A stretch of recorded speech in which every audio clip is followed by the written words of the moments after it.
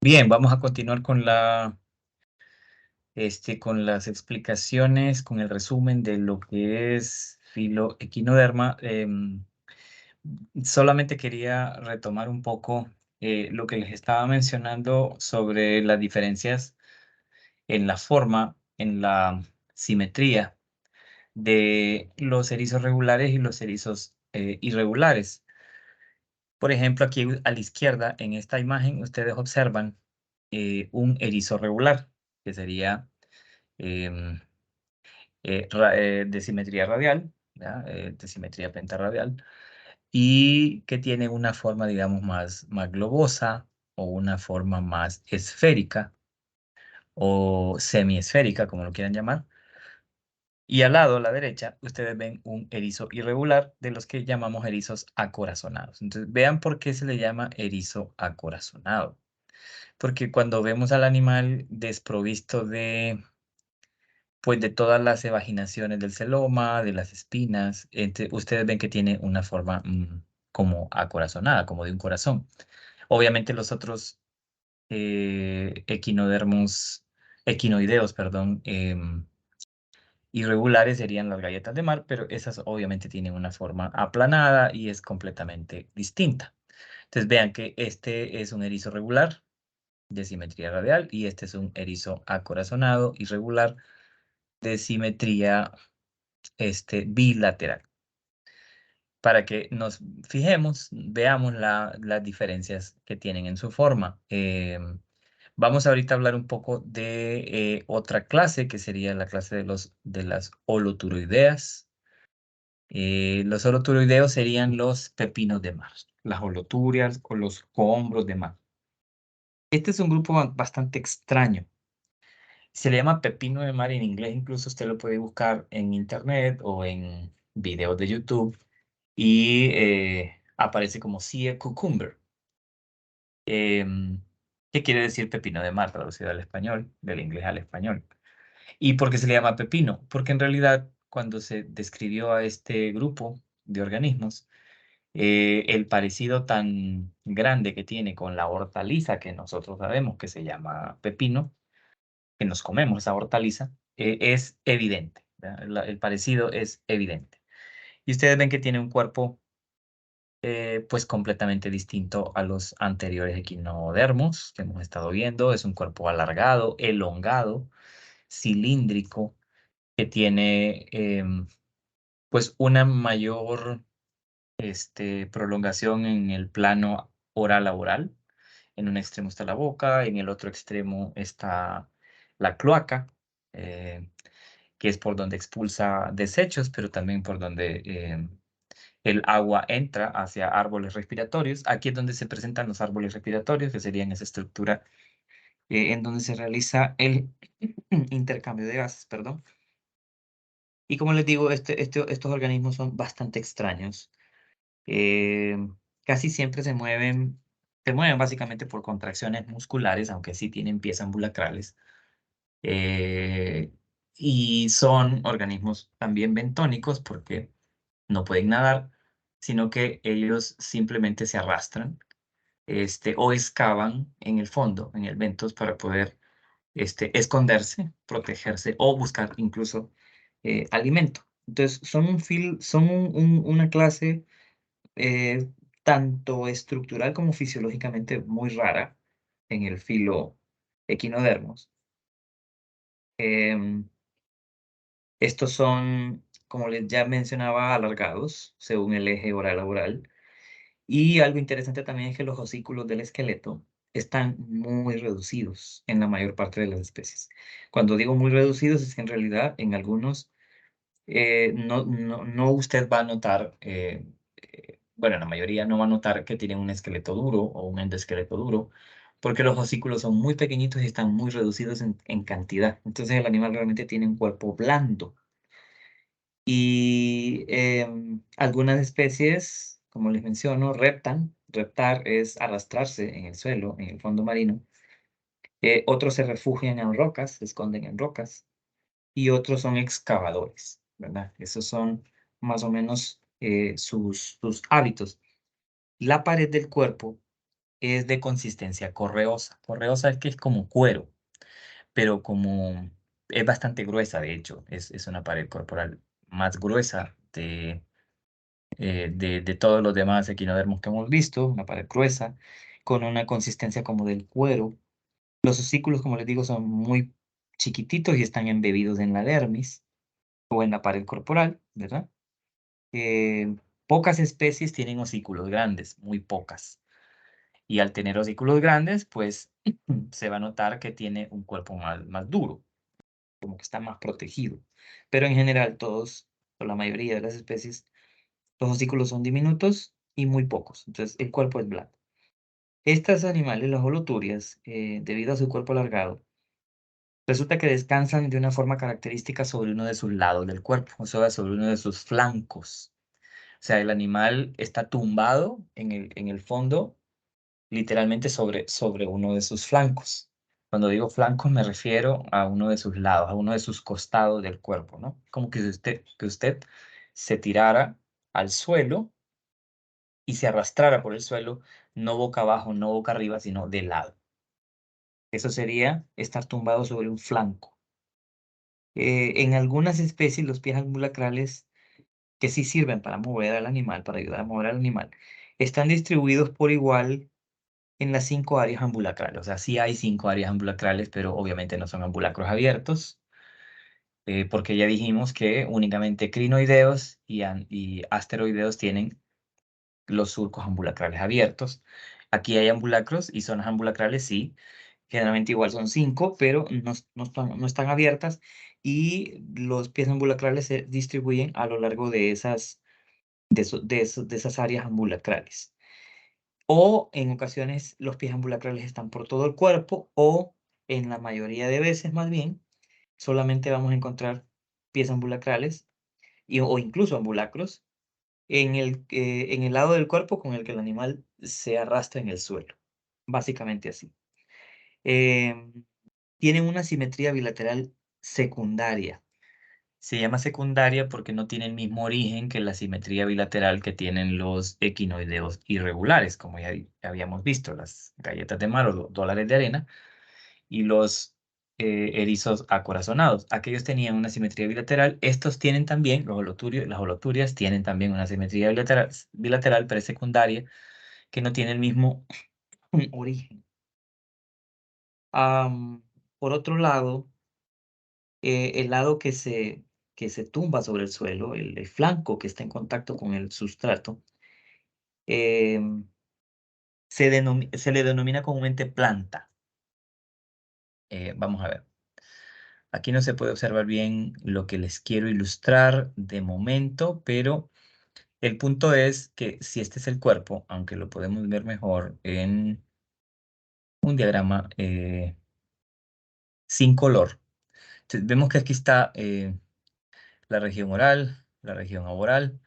Vean ustedes que aquí están los ambulacros o las regiones ambulacrales, vean, las que están aquí remarcadas.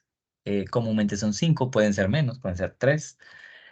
Surcos ambulacrales cerrados, los pies ambulacrales alrededor de esas áreas ambulacrales.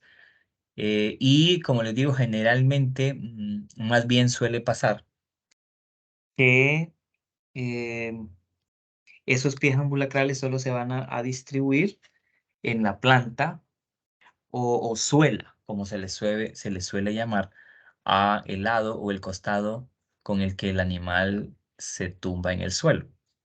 Vean la forma que tiene el animal, vean una forma cilíndrica, elongada, con dos extremos claramente diferenciados.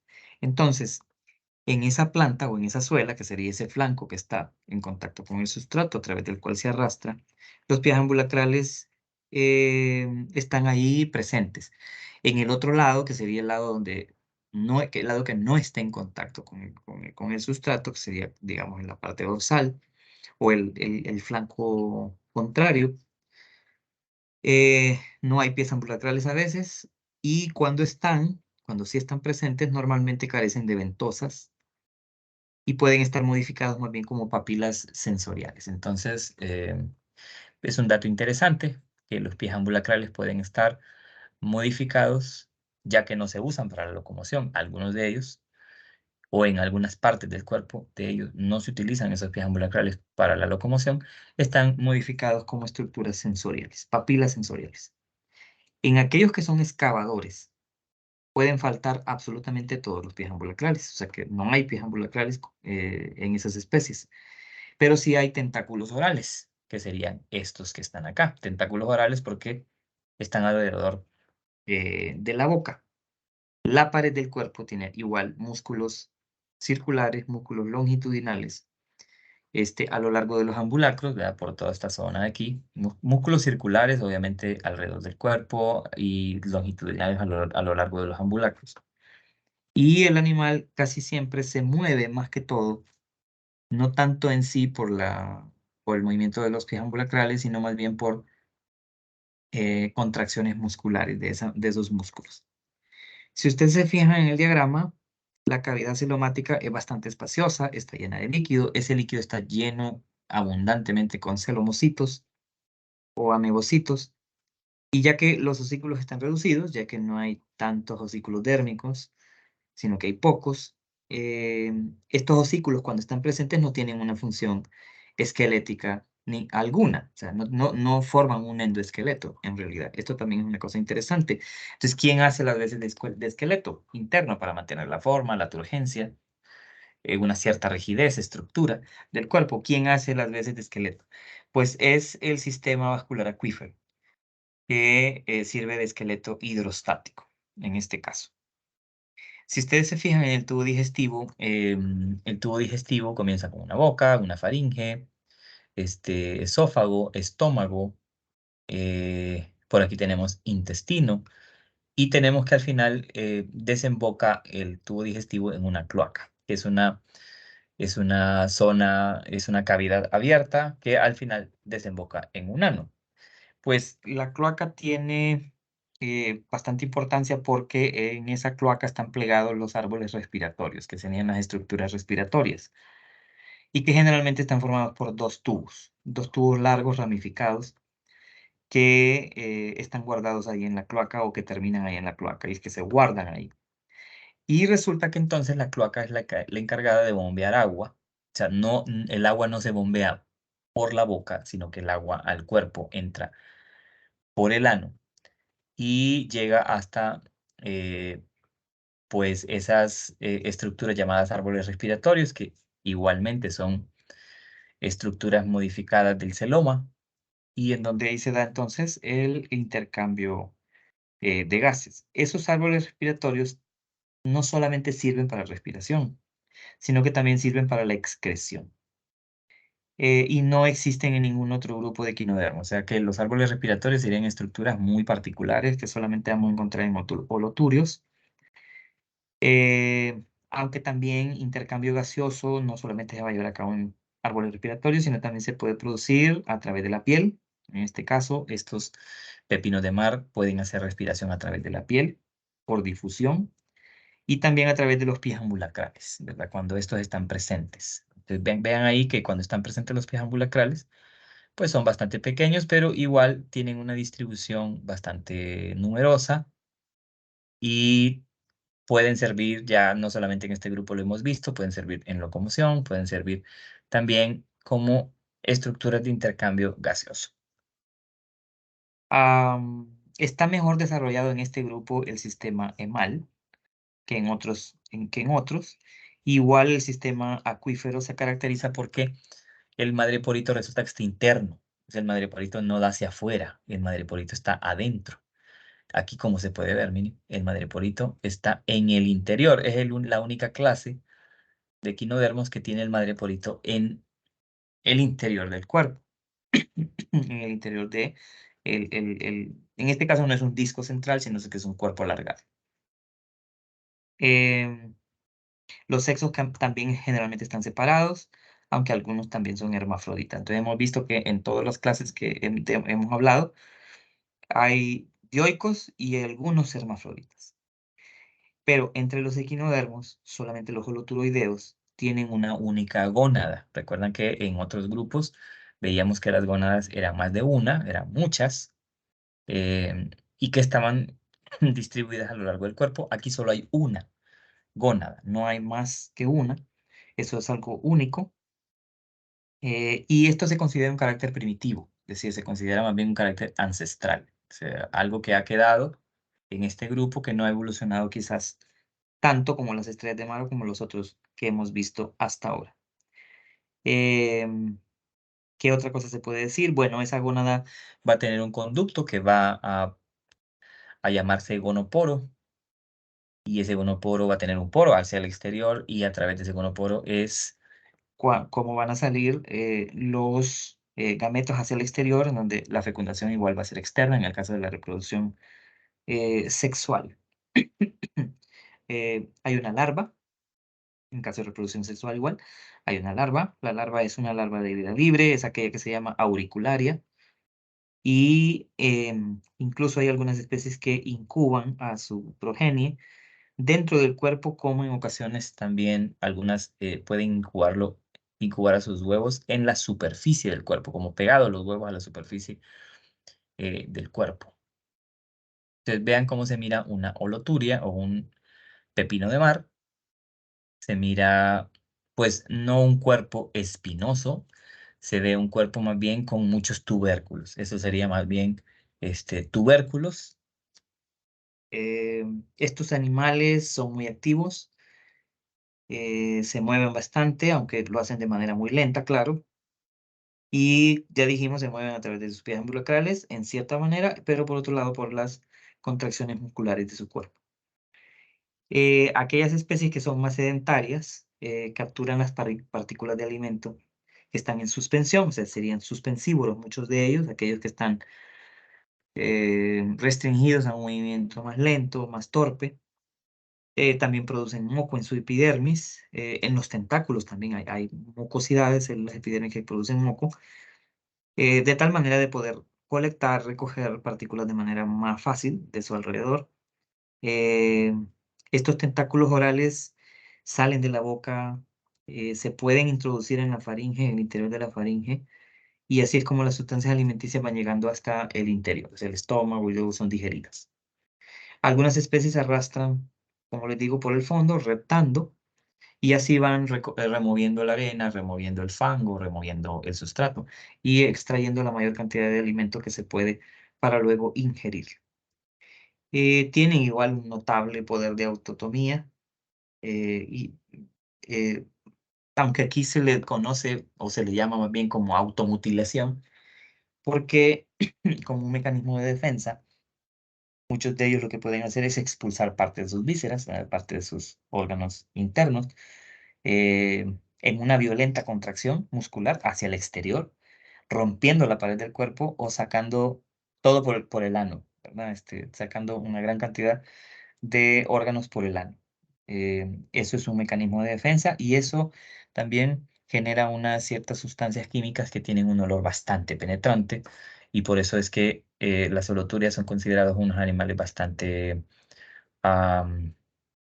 pues no llamativos para muchos depredadores, debido a esas sustancias olorosas bastante fuertes, potentes, que repelen los ataques o repelen a la mayor parte de los depredadores. Ciertas especies tienen lo que se conoce como órganos de Cuvier. Vamos a movernos un poquito más abajo. Estos igual son diagramas.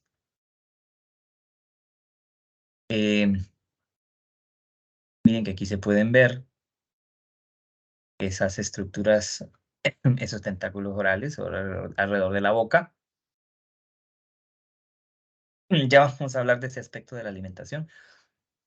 Aquí lo que quiero que vean, a través de la cloaca, hacia afuera del ano, algunos pueden expulsar los árboles respiratorios y producir una sustancia pegajosa también en ellos, y un olor bastante fuerte. Y esos túbulos de Cuvier eh, generalmente contienen algunas toxinas que también hacen que el ataque, o que si un depredador es alcanzado por esos túbulos de Cuvier, la acción de depredación se corte, se interrumpa, porque las toxinas, el olor, el hecho de que sean estructuras pegajosas, hacen que pues se retire el depredador y el animal pues puede escapar. Eso se puede regenerar después, porque recuerda que es un equinodermo y puede, tiene una gran capacidad de autorregeneración.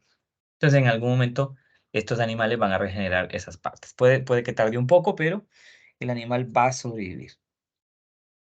Entonces, como pueden ver, estos son animales bastante interesantes. Resulta que también se comen y comúnmente los asiáticos se los comen. Pero en este caso no solamente son las gónadas, más bien es la pared corporal, que es bastante gruesa y que comúnmente se prepara para poder exportarse y venderse como como una exquisitez. Todavía nosotros no tenemos esa costumbre, pero sí existen evidencias. Por ejemplo, ahorita les voy a poner un video, no va a tener audio, pero este video es en Nicaragua. Nicaragua tiene una industria de pesca de pepino de mar. Entonces, vean, eso es en Nicaragua. Y lo que ustedes están viendo ahí son pepinos de mar, son oloturias. Incluso hay una veda, ¿verdad? Hay una veda, es un periodo creo que entre diciembre y marzo del año, en donde se captura al animal y se prepara la pared corporal de tal manera que pueda ser exportado y esto es un gran rubro de ingreso económico para Nicaragua. Entonces, esto es en Nicaragua. Miren cómo están adelantados en esto los nicaragüenses. Entonces es una gran exquisitez y bueno, esto representa un rubro bastante importante de ingresos, ¿verdad? Para Nicaragua o para aquellos empresarios, empresas que se dedican a este rubro. Entonces, vean que pepinos de mar son una clase interesante. em, Comúnmente dice aquí que este proceso de preparación es un proceso de hervido, ahumado, en la que pues los que compran este producto no generalmente no son solamente la gente en Asia, sino también en Europa. Ah, bueno, entonces vean ustedes qué interesante. Los pepinos de mar.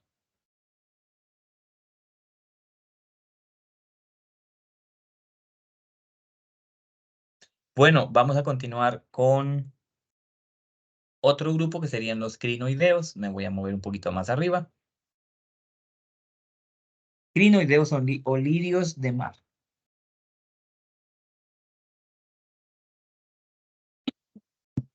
¿Quiénes son los crinoideos? Bueno, crinoideos comprenden a los lirios de mar y a las conocidas como comátulas. Eh, poseen varios caracteres primitivos. Este, como muestra de ello, el mismo registro fósil, la voy a mover un poquito más abajo. En el mismo registro fósil hay evidencias de que estos organismos existieron hace mucho tiempo. Fueron alguna vez bastante abundantes, más que en la actualidad, por supuesto, y son equinodermos que difieren del resto en que, bueno, permanecen una gran parte de su vida adheridos al sustrato. Estos lirios de mar tienen un cuerpo en forma de flor. Si vemos la forma que tienen, la estructura que tienen un cuerpo en forma de flor, em, en donde en uno de los extremos hay un pedúnculo que está fijado al sustrato, este pedúnculo que está aquí, eh, que al final termina en un pie y que hace que el animal se pueda anclar a un sustrato. Las comátulas, que son muy parecidos a esa forma que tienen ahí, tienen brazos largos, brazos ramificados, y los adultos son de vida libre, en el caso de las comátulas, que serían, creo que tengo una fotografía por acá, vamos a ver si se las puedo mostrar en un momento. Entonces, algunos están adheridos a sustrato, otros, como las comátulas, así se les llama comúnmente, lo que tienen son unos cirros, que son como una estructura en forma como de una mano, que hace que en algún momento cuando el animal se quiere posar en un sustrato, se pueda posar en él.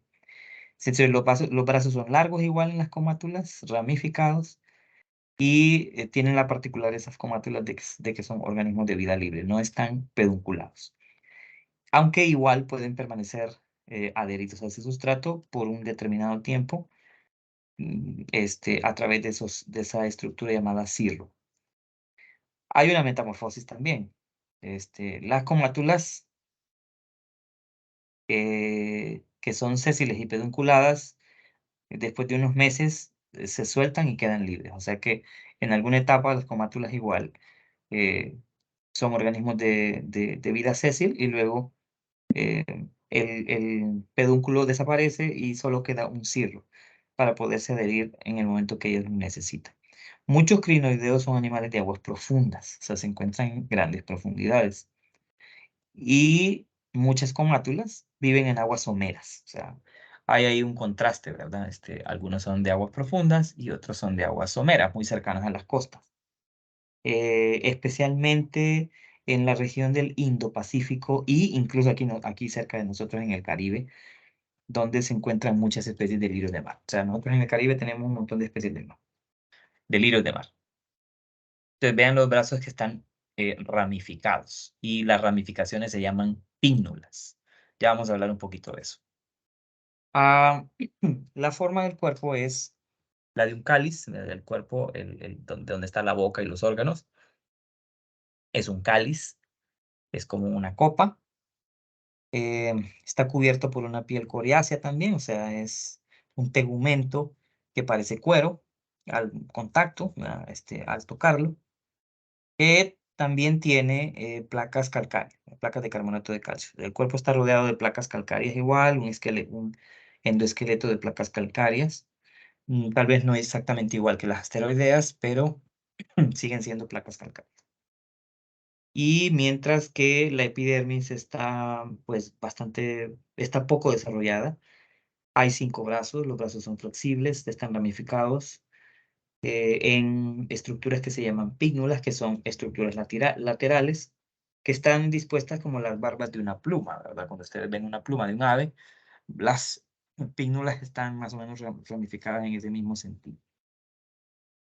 Tanto el cáliz como los brazos en conjunto forman la parte del cuerpo que se llama corona.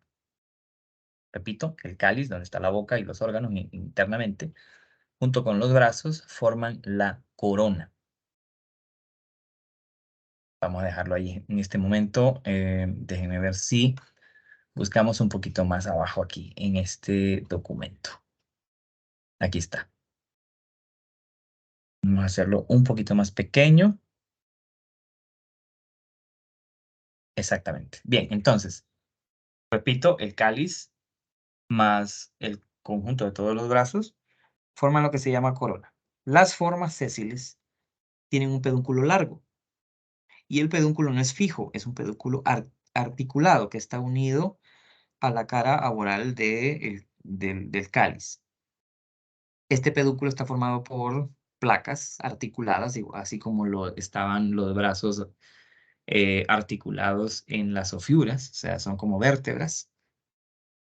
Y puede llevar cirros, ¿verdad? Recuerda que los cirros serían como estructuras en forma de dedo, algo así, que también son estructuras muy articuladas. Aquí se puede ver que el pedúnculo puede contener cirros.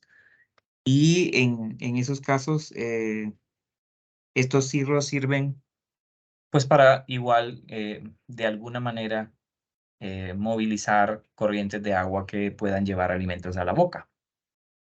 Algo interesante de los crinoideos es que carecen de madreporito, no hay madreporito, no tienen espinas y no tienen pedicelarios tampoco, ¿verdad? Eso es una característica interesante. No tienen espinas, no tienen pedicelarios y tampoco tienen madreporito. El lado superior, el lado oral o la superficie oral, que podría verse aquí en la región B, tiene la boca, ahí está la boca. La boca se continúa en un esófago, que no es un esófago largo, es un esófago corto. del cual a su vez van a salir en sentido oral un intestino bastante largo, que está como dividido en divertículos o en segmentos, que hacen las veces de glándulas digestivas. El intestino da vueltas completamente hasta desembocar en el ano, o sea, se está como enrollado aquí, en el cuerpo central, en el cáliz, está enrollado y va a dar lugar a un ano, y el ano vean que sale a través de una prolongación, a través de como de un tubito, y en el extremo del tubito, siempre en la cara oral, está ese ano, esa salida o esa terminación del sistema digestivo. Comúnmente se le llama chimenea a esa estructura que es como cónica, tiene la forma de un cono que termina en el ano. Comúnmente se le llama chimenea. ¿De qué se alimentan los crinoideos? Pequeños organismos que capturan en los surcos ambulacrales, que también son abiertos, recuerden, con la ayuda de los pies ambulacrales. Los pies ambulacrales tienen una importante función, no en la locomoción, sino en este caso en atrapar partículas de comida. También hay moco, hay mucosidad ahí en la epidermis, que ayuda a atrapar esas partículas. Los surcos ambulacrales, recuerden, son abiertos, están ciliados, la epidermis es ciliada, y transporta esos alimentos a la boca. También en los surcos ambulacrales se encuentran los pies ambulacrales alrededor, ¿verdad? Como había en asteroideas. Y esos pies ambulacrales tienen una forma así como de tentáculo igual. El aparato acuífero es el típico de los equinodermos, a excepción del madreporito, que no hay. Y el sistema nervioso está formado por un anillo oral, un anillo de nervios que están alrededor de la boca, un anillo radial que lleva hasta los brazos, los nervios, un sistema oral profundo que sería como eh, como el hiponeural que había en los asteroideos, pero está más desarrollado en los crinoideos que en el resto de los equinodermos. Y esto es porque, bueno, necesita poder interactuar de la mejor manera posible con el medio y responder a los estímulos del medio de la mejor manera. Órganos de los sentidos son bastante escasos, son primitivos, digámoslo así. Sexos están separados. Las gónadas son simples masas de células que están en la cavidad genital de los brazos, están en los brazos las gónadas también en este caso, y esas gónadas se extienden hasta las pínnulas también, hasta esas ramificaciones que están en los brazos. No hay conductos de salida al exterior, por lo que los gametos son expulsados por la ruptura de la pared del cuerpo, la pared de las pínnulas, o sea, los gametos salen a través de estas pínnulas hacia el exterior, se rompen las paredes de la pínnula y el gameto sale hasta el exterior. La fecundación sigue siendo externa, en el caso de la reproducción sexual. Algunas especies incuban a sus huevos, y las larvas son de tipo doleolaria, larvas bilaterales de nado libre. Estas larvas durante algún tiempo se fijan también a un sustrato antes de la metamorfosis final. Lo mismo que pasaba con asteroideas, aquí pasa también. Y la mayoría de los crinoideos que viven en la actualidad, pues son bastante pequeños, de 15 a 30 centímetros de longitud, un poco más quizás, y algunas especies fósiles se sabe que tenían pedúnculos bastante largos, hasta de 20 metros de longitud. Entonces miren que, pues, son animales bastante simples, interesantes, por algunas de esas características fisiológicas que tienen. Entonces, tienen una forma bastante peculiar, una forma de flor, que los hace muy reconocibles o fácilmente reconocibles. Más abajo por acá se puede observar los surcos ambulacrales. Vean ustedes aquí. Aquí está la boca, las áreas ambulacrales, los surcos ambulacrales, los eh, pies ambulacrales alrededor de los surcos, los brazos ramificados, las pínnulas, la chimenea por donde encontramos el ano. No hay madreporito, entonces vean ustedes la forma que tiene más o menos esa región. Bueno, hay varios géneros aquí característicos, Tilometra, Comanteria. También está también, por ejemplo, déjenme recordar, hay un género Es Comanteria. Sí, Comanteria es un crinoideo del Pacífico, que comúnmente se encuentra en el Pacífico, y que tiene una forma bien particular y extiende los brazos de una manera bastante particular para capturar esas partículas suspendidas que hay en el agua. Entonces vean ustedes la forma que tienen esos crinoideos. Aquí se pueden ver estos que se ven en esta fotografía aquí en la parte inferior derecha. Se pueden ver los cirros en aquellas comátulas que llegan a ser organismos de vida libre y que llegan a posarse en sustratos por un determinado tiempo. Entonces vean aquí están los cirros, que son esas prolongaciones del cuerpo en forma de tentáculos. Bien, eh,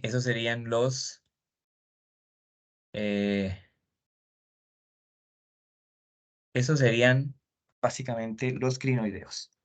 La clase Concentricicloidea son unos animales bastante extraños, en forma de disco, y tienen un tamaño bastante pequeño. De hecho, tienen menos de 1 centímetro de diámetro. Básicamente se descubrieron hace muy poco tiempo, a, a más o menos unos 1000 metros de profundidad en aguas de Nueva Zelanda. Eso fue allá por 1986, cuando se hizo la descripción de estos organismos. Se les llama comúnmente margaritas de mar y se trata del grupo más reciente descrito hasta el día de hoy, del que solamente conocemos 2 especies. Estos organismos son de simetría pentarradial igual, no poseen brazos. Sus pies ambulacrales están situados alrededor de la periferia del disco central, no en áreas ambulacrales como en el caso de los otros grupos. El sistema acuífero tiene 2 canales anulares nada más, son canales concéntricos, o sea, en forma de círculo. El más externo de esos canales, digamos que podría corresponder a los canales radiales que encontramos en asteroideas, por ejemplo, de los cuales alrededor salen los pies ambulacrales o los podios. Hay un hidroporo, recuerde que hidroporo es otra forma de llamar al madreporito, o sea, hay madreporito, que es homólogo del madreporito que encontramos en los demás. Este madreporito conecta con el canal anular interno, que está en la superficie boral, y una de estas especies que se han descubierto no tiene tubo digestivo, sino que su superficie oral está cubierta por un velo membranoso, como una medusa, mediante el cual aparentemente absorbe nutrientes. O sea que este velo que se ve aquí, en esta especie, Siloflax turnere, ese velo es como una superficie de absorción de nutrientes. No hay un tubo digestivo aparentemente. La otra especie tiene un pequeño estómago, que es en forma de un saco, pero carece de intestino y de ano. Entonces son animales de los cuales todavía no se sabe mucho, del género Siloplax.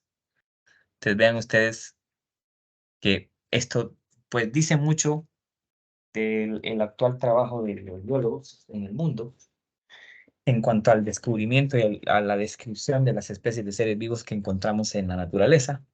Sabemos muy poco, hay ecosistemas como el océano, del que no sabemos mucho, sabemos algunas cosas, no conocemos su diversidad todavía, y hay demasiadas preguntas que nos hacemos, ¿no? En relación a este mundo tan diverso y tan complejo. Y cada vez nos damos cuenta de que realmente tenemos mucho que hacer los biólogos en cuanto a descifrar procesos naturales que se dan en la Tierra y que tienen que ver con los seres vivos, y las interacciones que hay entre los seres vivos en los ecosistemas.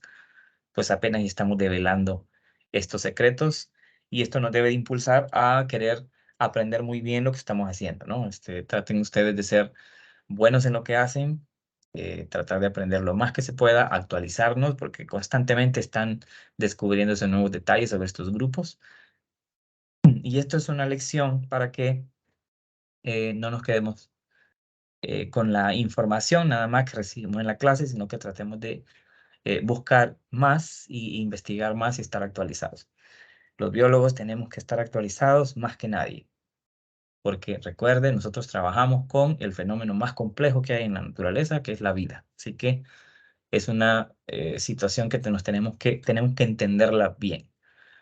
Tenemos que estudiar mucho y conocer muy bien cada grupo para entender mejor nuestro mundo y la naturaleza en la que vivimos.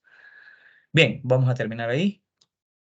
Con eso concluimos los resúmenes sobre el filo Echinodermata.